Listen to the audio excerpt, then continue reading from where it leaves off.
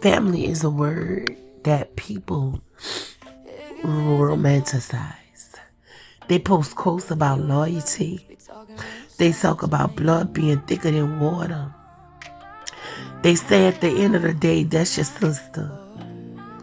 But what they don't tell you is this: sometimes the people who share your blood don't share your heart.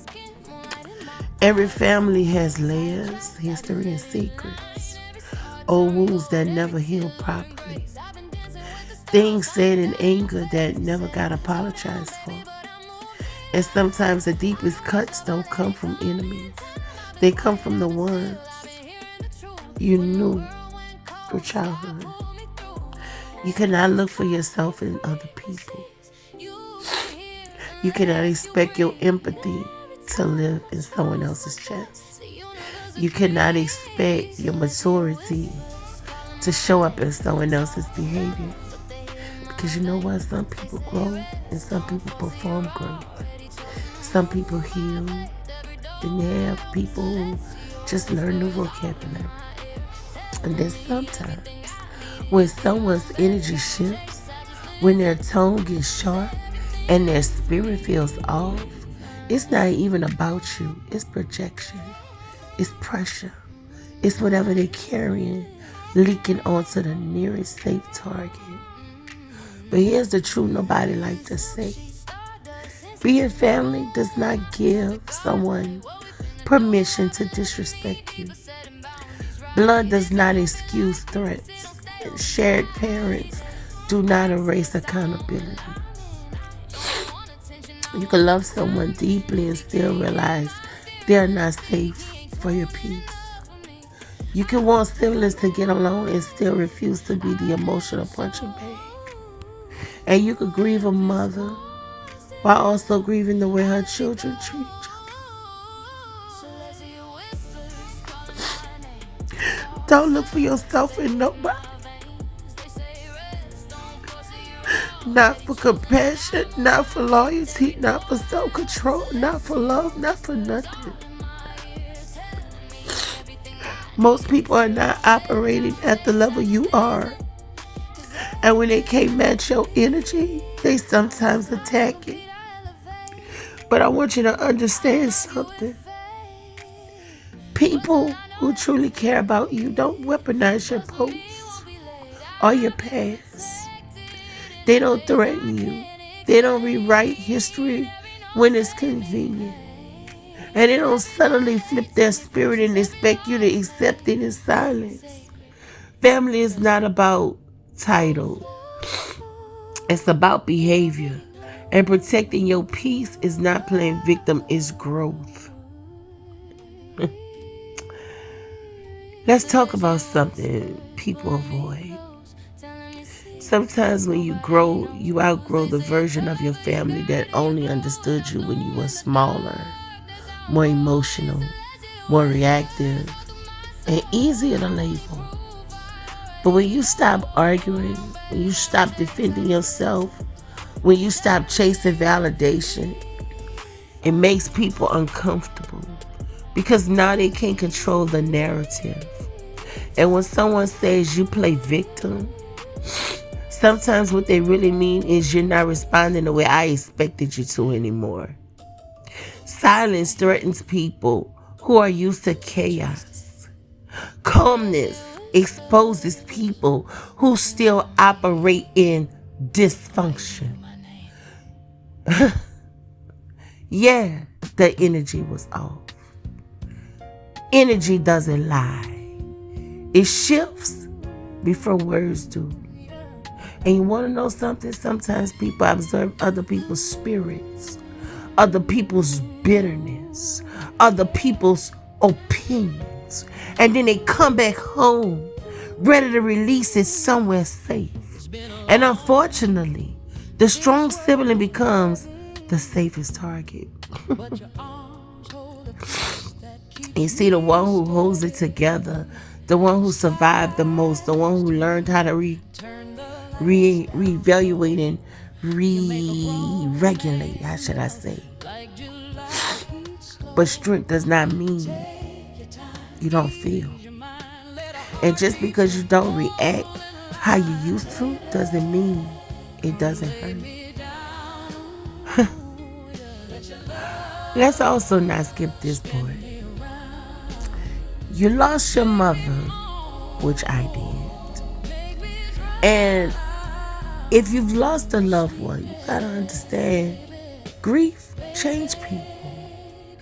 But what hurts even deeper is when grief is tangled with conflict, when closure is stolen, when access is threatened, when moments you can never get back are attached to somebody's control. That's trauma laid on top of grief. And when those same people now talk about family unity, it can feel insulting.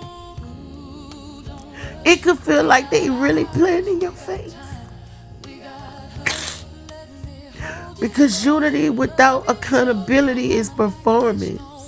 And you are not required to perform peace for people who have never apologized for disrupting yours. But here's the real truth. Sometimes siblings love each other, but they don't respect each other. Sometimes they want the picture of family more than the work of family. And sometimes people project their guilt onto the person who won't play along anymore. You don't have to be the villain in someone else's story to protect your sanity.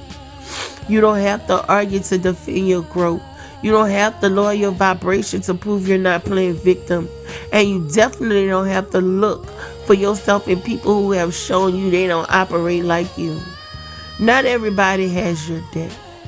Not everybody has your reflection. Not everybody has your accountability. And that's okay. Because growth is lonely before it is respected.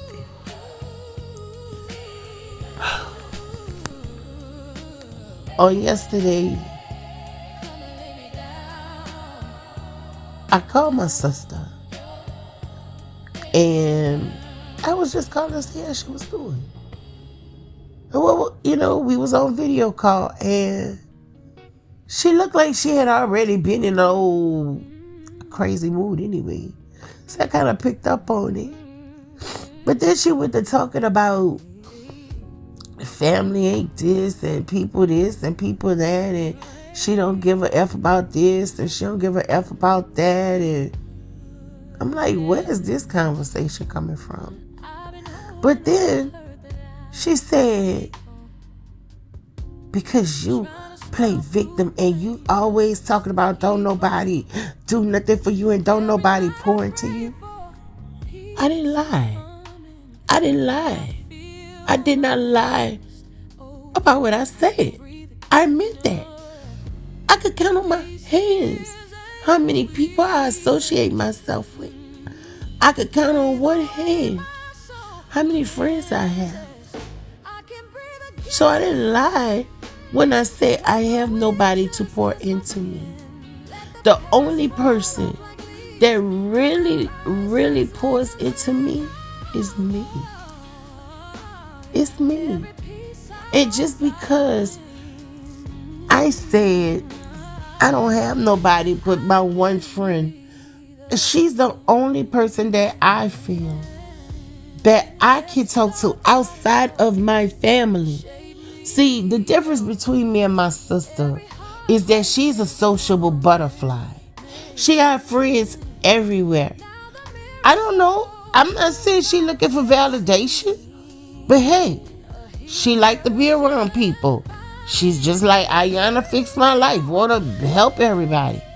Whereas for me, I'm very particular on who I spend my time with.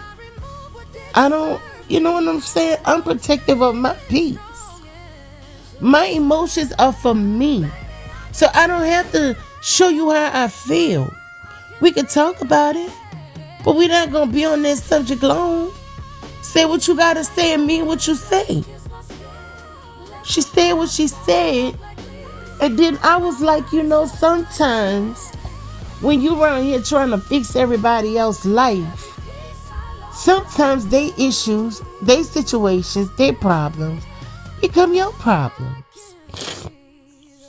I say, and from the looks of it, the way things be going with certain people who you deal with, you'll end up in the same situation because of the energy transfer.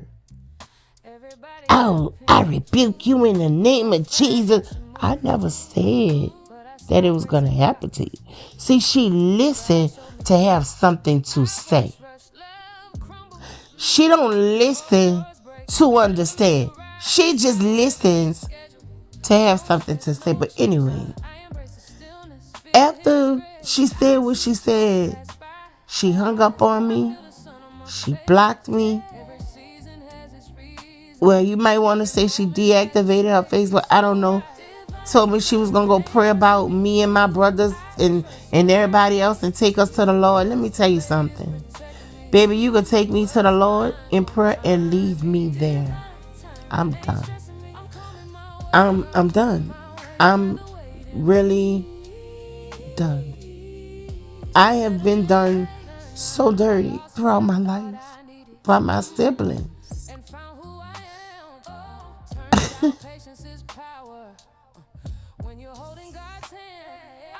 The respect is none. No respect. None. And I'm wrong because I'm closer to one sibling than I am to the next sibling.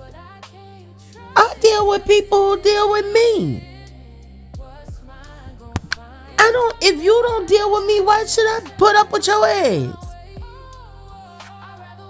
I could be cordial, but who are you to try to tell me what to do? I'm grown.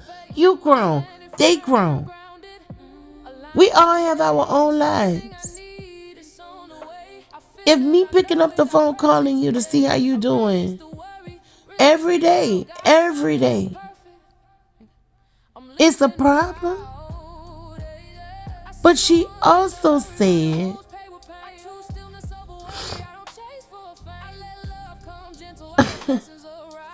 man, look, she said a lot.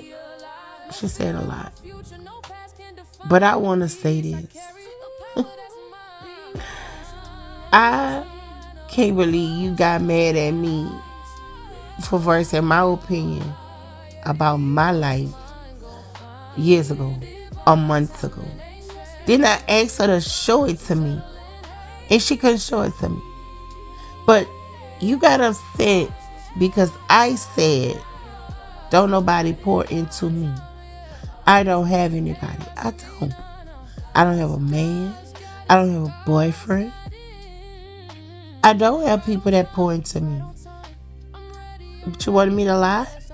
I don't have friends buying me gifts. I don't have friends taking me on trips. I don't have friends taking me on cruises and paying for them. I don't have friends throwing me surprise birthday parties. I don't have any of that, but she do.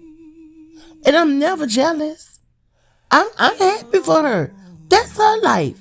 But to get pissed off at me because I voiced my opinion about my life is insane. So, I feel like if you blocked me, you hung up on me, you heard what I said, but you didn't listen to what I said. You deserve the karma you create. And that's all I gotta say about that. I'm not about to sit up here and cry a river. Yes, my feelings are hurt. They are. But it's a bunch of things that my siblings have said and done. And I forgave them. I didn't hold no grudges. None of that. Anything that they've done me, I haven't threw it in their face. None of that. But for some strange reason, they like to live in the past. And I don't. I don't live in the past. But if you want to go there, we could go there. See, because y'all the reason I didn't get to see my mama buried. Y'all the reason that I did not see my mother get buried. Let that sing for me.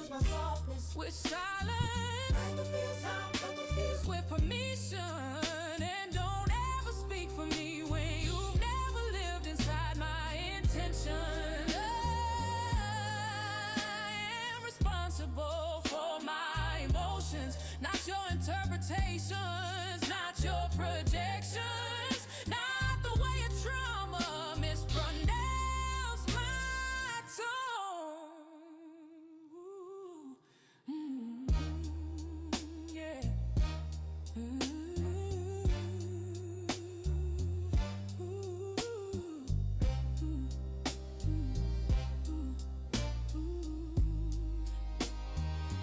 Being misunderstood used to bother me now.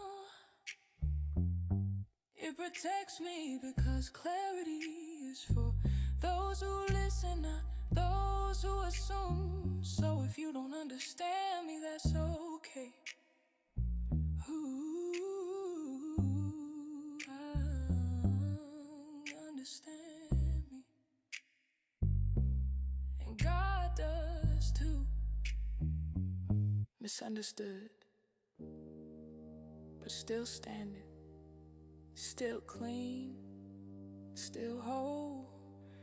The assignment with Miss T, I said what I said, and I meant every word.